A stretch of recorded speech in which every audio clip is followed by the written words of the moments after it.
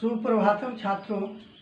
आज मैं आप लोगों को कक्षा अष्टम का प्रथम पाठ सुभाषितानी पढ़ाने जा रहा हूँ। आप सभी जानते हैं सुभाषित का अर्थ होता है सुंदर वचन। जैसा कि आपके सामने यहाँ लिखा हुआ है, सुभाषितानी दो शब्दों के मेल से बना है।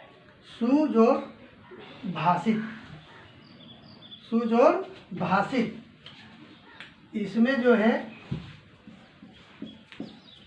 हम आनी लगा देते हैं तो ये सुभाषितानी हो जाता है। भाषित शब्द भाष धातु से बना है। भाष का मतलब होता है कहना और सु का मतलब होता है सुंदर। तो सुभाषित, तो भाषित में अक्तः प्रत्यय का प्रयोग किया गया है, जो भूतकाल के अर्थ में इसका प्रयोग होता है। तो एक वचन में इसका होता है सुभाषितम और बहुवचन में इसका होता है सुभाषितानी, यानी सुंदर वचन। सुभाषितानी मतलब हुआ सुंदर वचन। हम लोग जो पढ़ने जा रहे हैं, इस सुभाषितानी में कुल लगभग 7 श्लोक हैं। तो ये श्लोक सुक्ति मंजरी, नीति शतकम, मनुस्मृति, शिशुपालबद्धम, पंचतंत्रम आदि से लिया गया है। ये सब में रोचक रोचक कहानियाँ भी हैं और नीति कथाएं भी इसमें दी गई है तथा नीतिगत श्लोकों की भी चर्चा की गई है। अब हम लोग पहले श्लोक पर आते हैं। इसमें गुण के बारे में कहा गया है। तो सबसे पहले हम श्लोक का वाचन करेंगे, ध्यान से सुनेंगे आप लोग। यदि पुस्तक है तो पुस्तक को खोल करके देखेंगे। गुणा गुणज्ञे सुगुणा भवन्ति, ते निर्गुणं प्राप्य भवन्ति दोषाः। सुस्वादुतोया प्रभवन्ति नद्यः, समुद्रमासाद्य भवन्त्यपेयाः। कहा गया है कि गुण अगर गुणियों के संग में यदि पहुंच जाता है, यानी गुणियों के पास अगर गुण जाता है, वह अधिक वृद्धि को प्राप्त करता है। और वही गुण अगर निर्गुणियों के पास जाता है तो दोष में बदल जाता है। कि जैसा कि कहा गया है कि सुस्वादुतोयाः प्रभवन्ति नद्यः, यानी नदियाँ ही स्वादिष्ट जल को उत्पन्न करती है। यानी पर्वत से बहकर आने वाला जल जब नदियों के संपर्क में रहता है तो वह सुमधुर होता है, यानी पीने योग्य होता है। और वही जल समुद्र में चला जाता है तो वह अपेय हो जाता है, खारा हो जाता है। कोई भी व्यक्ति उसको पी नहीं सकते हैं। इसलिए कहा गया है कि गुण गुणियों के पास ही रहना चाहिए, निर्गुणियों के पास नहीं। अब हम लोग दूसरे श्लोक पर जाएं। दूसरा श्लोक में कहा गया, इस संसार में कौन सा व्यक्ति वस्तुतः मनुष्य की श्रेणी में आता है और कौन व्यक्ति पशु की श्रेणी में आता है तो हम सभी मानव ही, लेकिन हम मानवों में भी कुछ ऐसे मानव हैं जो पशुओं की श्रेणी में आ जाते हैं। कैसे, तो उसकी चर्चा यहाँ की गई है, हम लोग सुने। कहता है, साहित्य संगीत कला विहीन, साक्षात् पशुपुच्छ विषाणहीन, तृणं न खादन्नपि जीवमानः, तद्भागधेयं परमं पशूनां। कहा गया है साहित्य, संगीत और कला, इन तीनों से जो व्यक्ति विहीन होते हैं वह बिना सींग और बिना पूंछ के पशुओं की भांति होते हैं। इसलिए इन तीनों को व्यक्ति के पास रहना परमावश्यक माना गया है।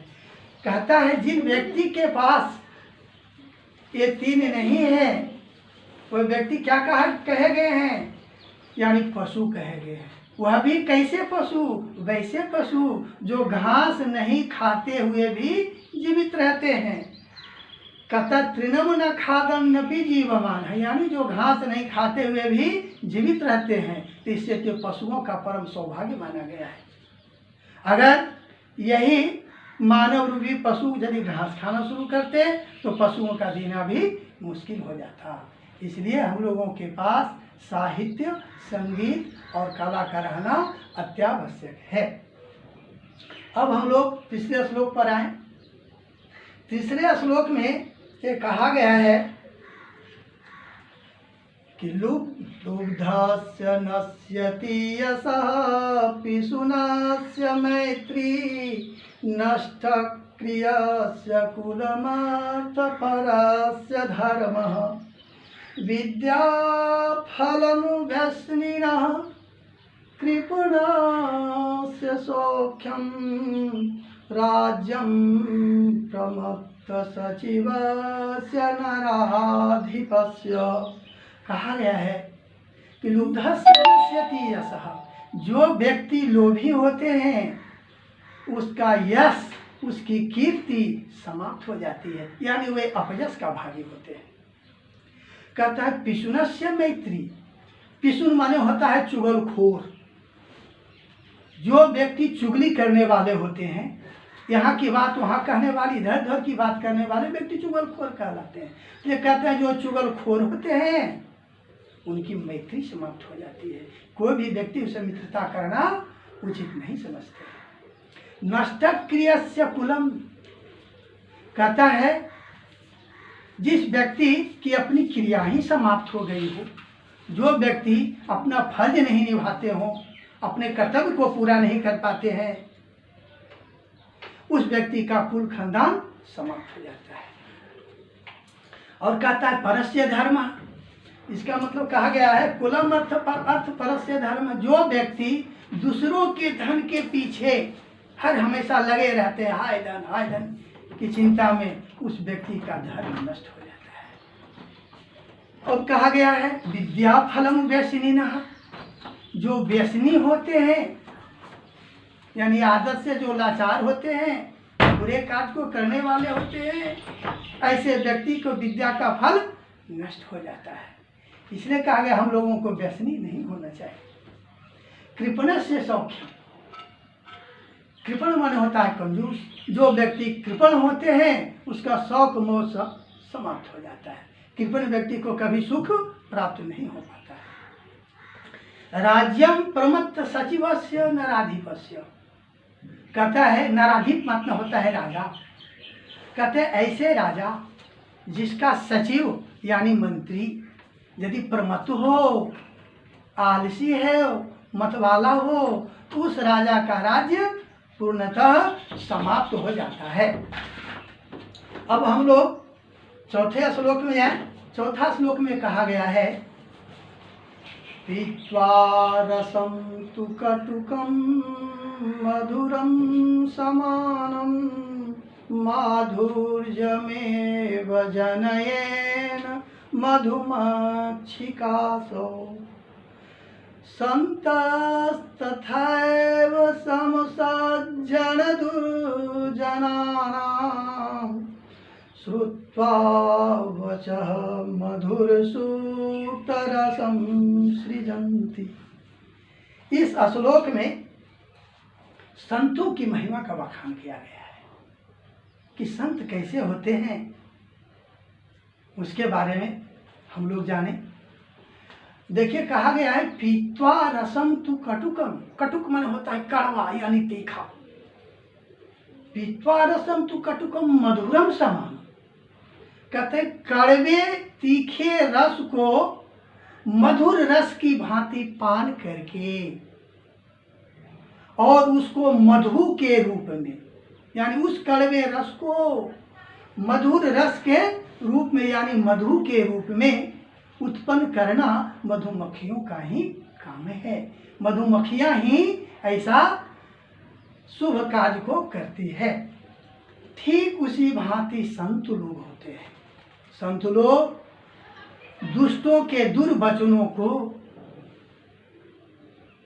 संतों के वचनों की भांति, यानी सज्जन लोगों के वचनों की भांति उसे श्रवण कर लेते हैं, आत्मसात कर लेते हैं और पुनः सबके सामने मधुर सूक्ति के रूप में उसका प्रयोग करते हैं, उसको बदल करके मधुर सूक्ति के रूप में उसका प्रयोग करते हैं। इसलिए कहा गया है कि हम लोग किसी की कड़वे वाणी को सुन करके व्याकुल न हो जाएं, उसे क्षमा करें और उसको अच्छी तरह से समझाने का प्रयत्न करें ताकि हम भी सज्जनों की श्रेणी में आ सके। अब हम लोग अगले 5वें श्लोक को हम लोग पढ़ते हैं। 5वां श्लोक में ये कहा गया है कि समय के अनुसार व्यक्ति की शक्ति जानी जाती है। कहता है व्यक्ति की मूर्ति या पहचान से कोई लेना देना नहीं होती है। जब तक व्यक्ति फर्ज को, कर्तव्य को निभाता है तभी उसकी लोग पूजा करते हैं, यानी लोग कर्म की पूजा करते हैं, रूप की नहीं। सुंदर रूप पा लेने से कोई व्यक्ति पूजित नहीं हो जाता, इसलिए कर्म उनका अच्छा होना चाहिए। अब देखिए इस श्लोक में क्या कहा गया है। विहाय पौरुषम यो हि दैवमेवावलम्बते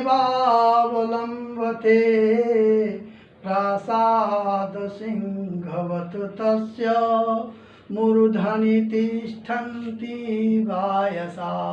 वायस माने कौवा होता है, जरा ध्यान से सुने। विहाय मतलब होता है त्याग कर। कहते हैं जो व्यक्ति अपने पुरुषार्थ को त्याग करके भाग्य, दैव दैव दैव को पुकारा करते हैं। कहा भी गया है कि दैव दैव आलसी पुकारा, ठीक उसी बात यहाँ कहा गया है। जो व्यक्ति अपने पौरुष को त्याग करके दैव दैव को पुकारा करते हैं, वह व्यक्ति जानते हैं कैसे होते हैं। जैसे किसी राजा के महल के सामने मूर्ति के रूप में एक सिंह यदि पड़ा हुआ रहता है तो उस सिंह से कौवे भी नहीं डरते हैं।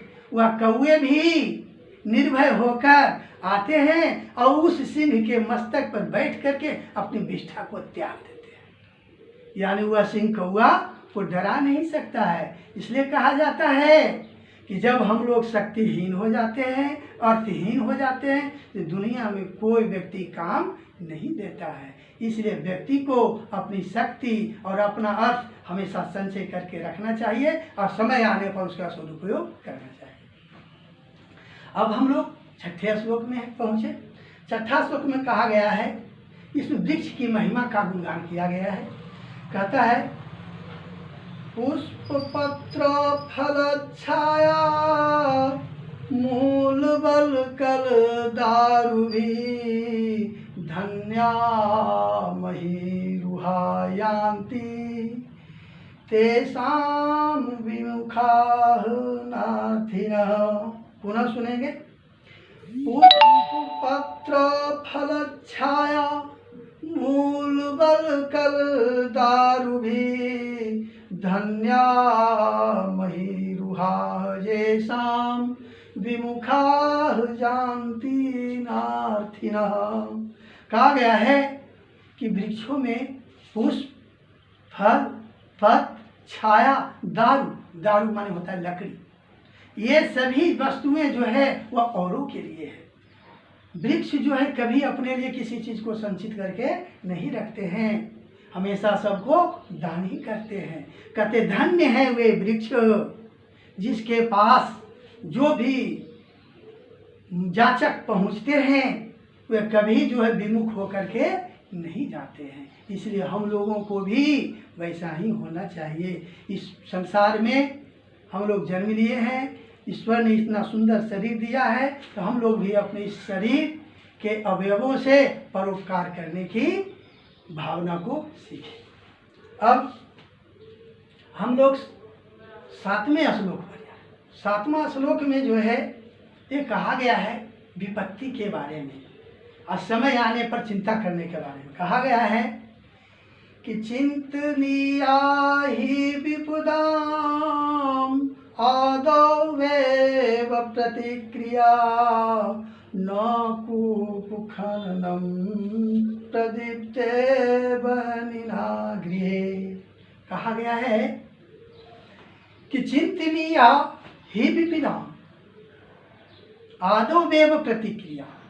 कहता है यदि कोई विपत्ति आ जाए तो उस समय विपत्ति के बारे में सोचना नहीं चाहिए, उसकी प्रतिक्रिया करने का ही उपाय करना चाहिए।